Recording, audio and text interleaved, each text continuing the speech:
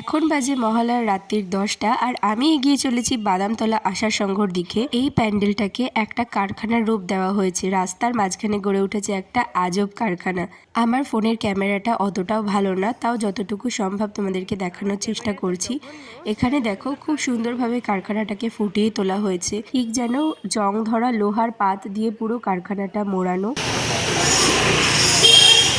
এইগুলো পুরো মনে হচ্ছে জং ধরা সেই লোহার যে দেওয়ালগুলো হয়, বড় বড় কলকারখানা যেরকম গরম হাওয়া বেরোনোর ফ্যান থাকে, ডুম লাইট লাগানো থাকে, মানে একটা কারখানা ঠিক যেরকম হয় সেই জিনিসটাকে এখানে ফুটিয়ে তোলার চেষ্টা করা হয়েছে। সাথে কারখানার রাজমিস্ত্রি বা লেবার তাদের নিজেদের মধ্যে যে সমস্ত কথোপকথন হয় সেই সমস্ত লাইনগুলোকেও এখানে খুব সুন্দরভাবে ফুটিয়ে তোলা হয়েছে। কত কিন্তু এখনো প্যান্ডেলেই পৌঁছলো না।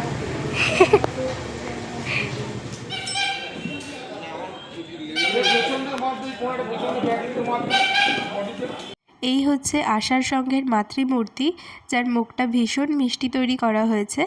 এবং এখানে তখন লাইট টেস্টিং চলছে যে ঠিক কোন অ্যাঙ্গেল থেকে লাইটটা মারলে মায়ের মুখটা আরো সুন্দরভাবে ফুটে উঠবে।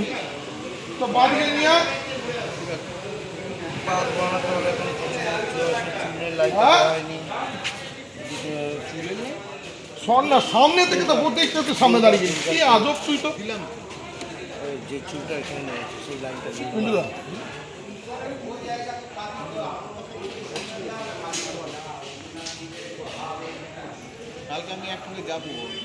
আসলে এখানে ব্যাপারটা হয়েছে কি, ওনাদের যে ক্লাবের কর্তৃপক্ষ রয়েছে ওনাদের মধ্যে একটা জেঠু মাতৃমুখকে দর্শন করতে এসেছিলেন এবং সেই মুহূর্তে সব লাইট বন্ধ হয়ে গেলেও একটা লাইট কোনোভাবে জ্বলছিল এবং সেটা কোনো একটা অ্যাঙ্গেল দিয়ে মাতৃমুখের ওপর পড়ছিল, যাতে কিনা মুখটা অনেক বেশি সুন্দর লাগছিল দেখতে।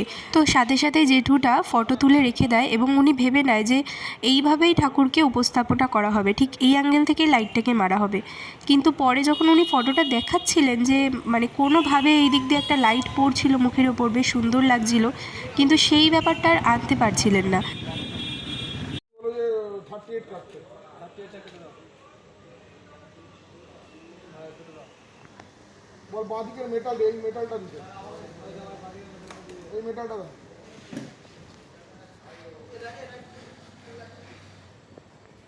এপাশে রয়েছে বেশ কিছু ফটো।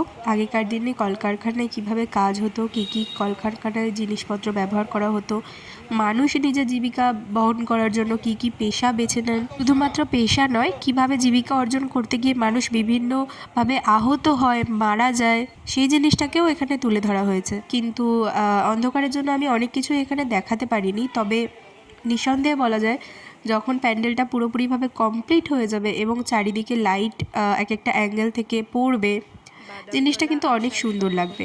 তো যারা যারা ঠাকুর দেখতে যাচ্ছ, আশার সংঘের এই ক্লাবটা তোমাদের লিস্টে কিন্তু অবশ্যই রেখো। তো এটা এখানেই শেষ করলাম। নেক্সট ভিডিওতে নেক্সট প্যান্ডেল নিয়ে আসবো। টাটা।